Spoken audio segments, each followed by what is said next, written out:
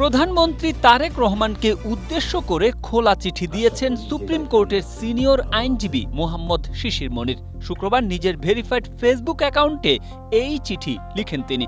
চিঠিতে সুনামগঞ্জ, হবিগঞ্জ ও কিশোরগঞ্জ সহ হাওর বেষ্টিত জেলাগুলোর স্থায়ী জলাবদ্ধতা নিরসন এবং একমাত্র বোরো ফসল রক্ষায় কার্যকর ব্যবস্থা নিতে প্রধানমন্ত্রীর হস্তক্ষেপ কামনা করেছেন। চিঠিতে এই সমস্যার স্থায়ী সমাধানে সেনাবাহিনী মোতায়েন এবং অপরিকল্পিত বাঁধ অপসারণের দাবি জানান তিনি। চিঠির শুরুতেই শিশির মনির লিখেন, আমি জানি না এই চিঠি আপনার দৃষ্টিগোচর হবে কিনা, তথাপি বুক ভরা আশা নিয়ে আপনাকে লিখছি।